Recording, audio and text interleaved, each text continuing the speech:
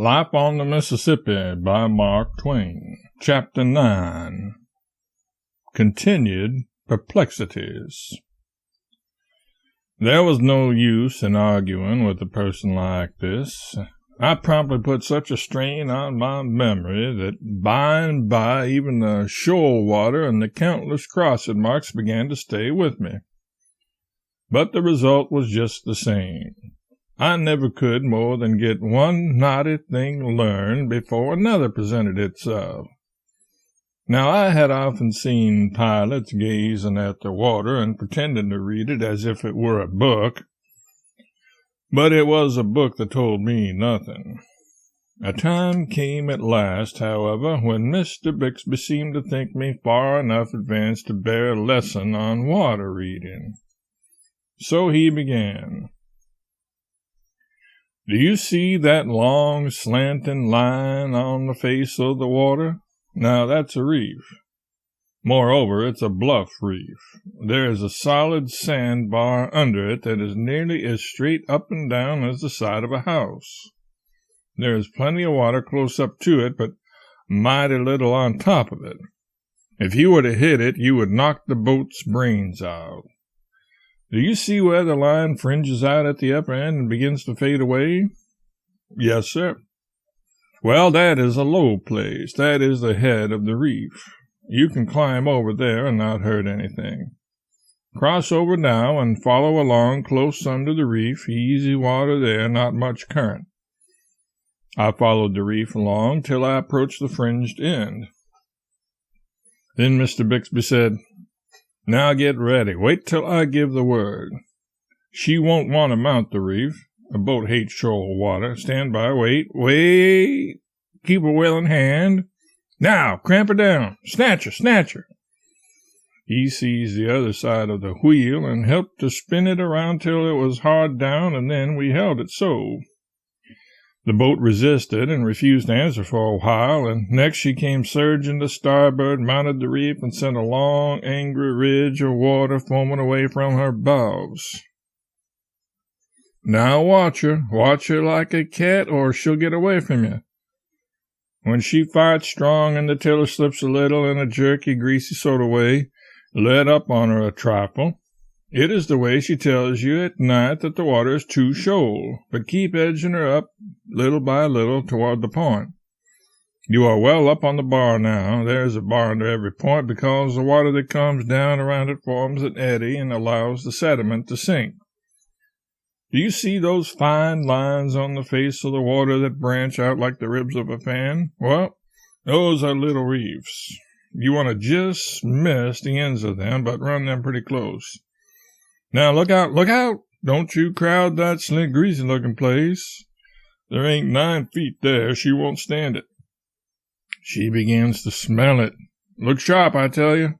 Oh, blazes, there you go. Stop the starboard wheel. Quick, ship up the back. Set her back.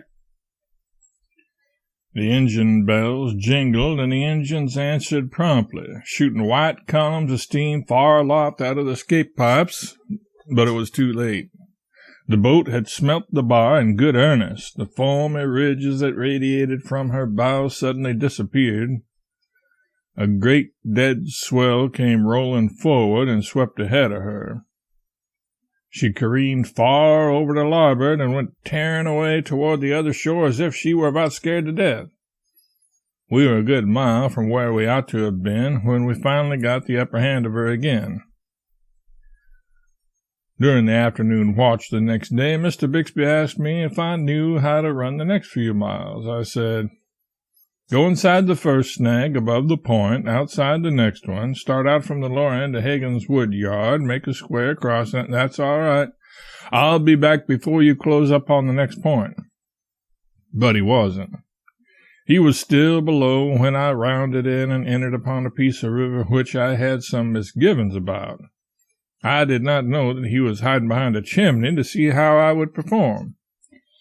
I went gaily along, getting prouder and prouder, for he had never left the boat in my sole charge such a length of time before.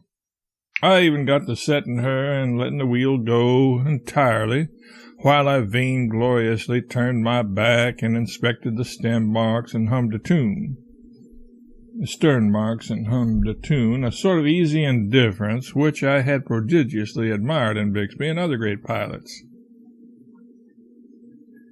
Once I inspected rather long, and when I faced to the front again, my heart flew into my mouth so suddenly that if I hadn't clapped my teeth together, I should have lost it. One of those frightful bluff reefs was stretching its deadly length right across our bows. My head was gone in a moment. I did not know which end I stood on. I gasped and could not get my breath. I spun the wheel down with such rapidity that it wove itself together like a spider's web. The boat answered and turned square away from the reef, but the reef followed her. I fled, and still it followed. Still it kept, right across my bows. I never looked to see where I was going. I only fled. The awful crash was imminent. Why didn't that villain come? If I committed the crime of ringing a bell, I might get thrown overboard. But better that than kill the boat, so in blind desperation I started such a rattling shivery down below as never had astounded an engineer in this world before, I fancy. Amidst the frenzy of the bells, the engines began to back and fail in a furious way, and my reason forsook its stone. We were about to crash into the woods on the other side of the river. Just then Mr. Bixby stepped calmly into view on the hurricane deck. My soul went out to him in gratitude. My distress vanished.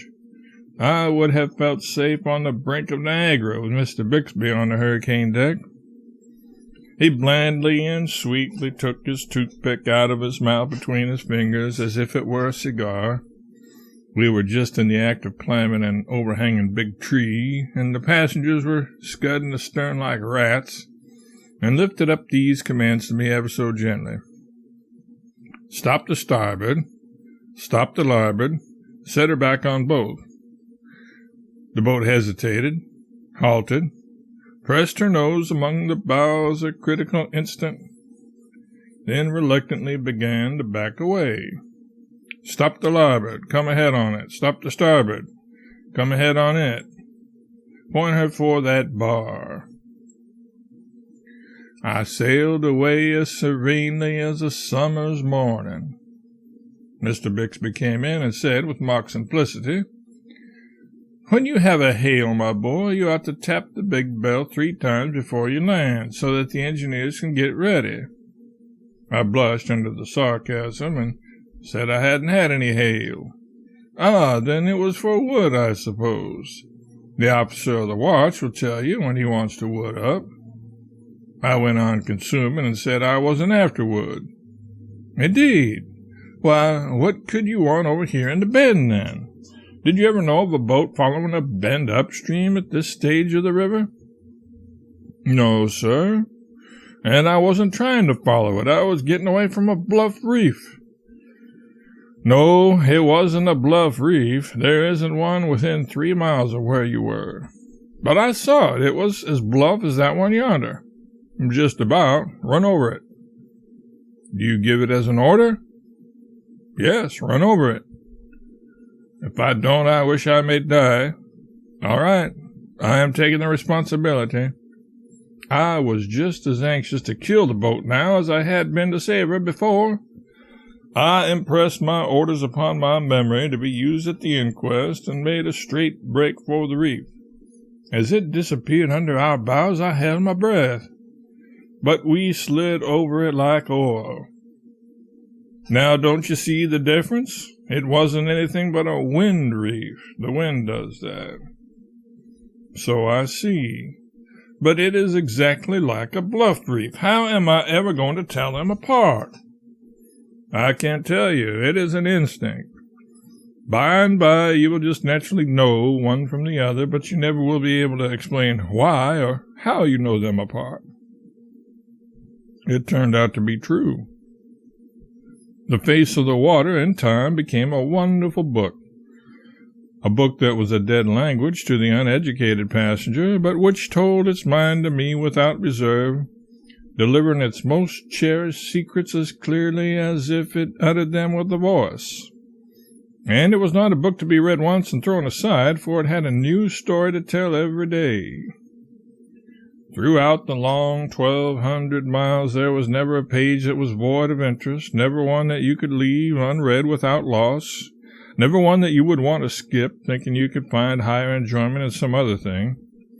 There never was so wonderful a book written by a man, never one whose interest was so absorbing, so unflagging, so sparklingly renewed with every re-perusal. The passenger who could not read it was charmed with the peculiar sort of faint dimple on its surface, on the rare occasions when he did not overlook it altogether. But to the pilot that was an italicized passage. Indeed, it was more than that. It was a legend of the largest capitals, with a string of shouting exclamation points at the end of it. For it meant that a wreck or a rock was buried there that could tear the life out of the strongest vessel that ever floated. It is the faintest and simplest expression the water ever makes, and the most hideous to a pilot's eye. In truth, the passenger who could not read this book saw nothing but all manner of pretty pictures in it, painted by the sun and shaded by the clouds, whereas to the trained eye these were not pictures at all, but the grimmest and most dead earnest of reading matter. Now, when I had mastered the language of this water, and had come to know every trifling feature that bordered the great river as familiarly as I knew the letters of the alphabet, I had made a valuable acquisition. But I had lost something, too. I had lost something which could never be restored to me while I lived. All the grace, the beauty, the poetry had gone out of the majestic river. I still keep in mind a certain wonderful sunset which I witnessed when steamboating was new to me. A broad expanse of the river was turned to blood. In the middle distance the red hue brightened into gold, through which a solitary log came floating, black and conspicuous. In one place a long, slanting mark lay sparkling upon the water. In another the surface was broken by boiling, tumbling rings that were as many-tinted as an opal. Where the ruddy flush was faintest was a smooth spot that was covered with graceful circles and radiating lines, ever so delicately traced. The shore on our left was densely wooded, and the somber shadow that fell from this forest was broken in one place by a long, ruffled trail that shone like silver.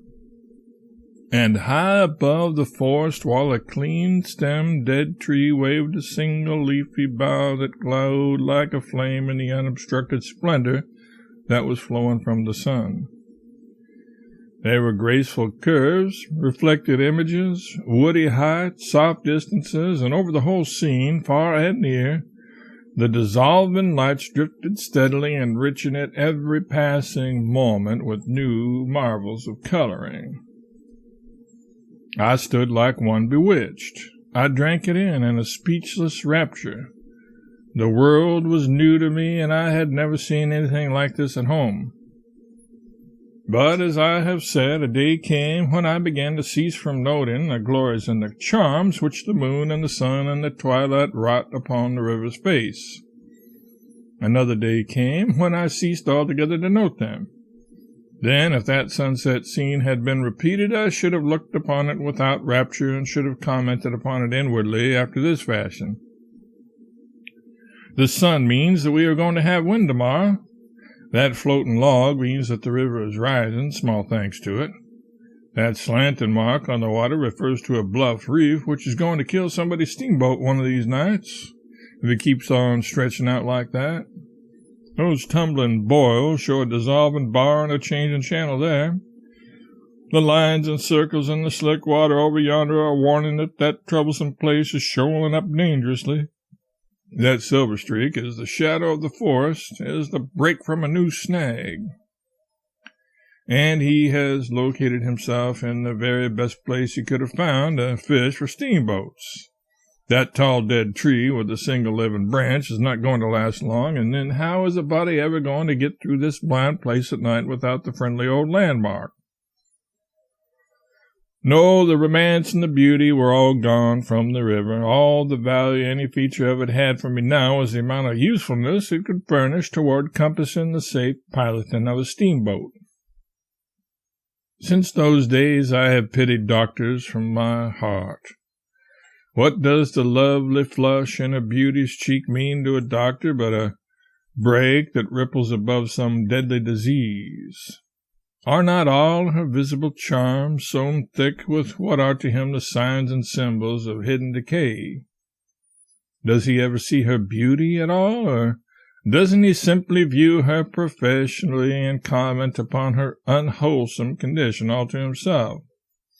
And doesn't he sometimes wonder whether he has gained most or lost most by learning his trade?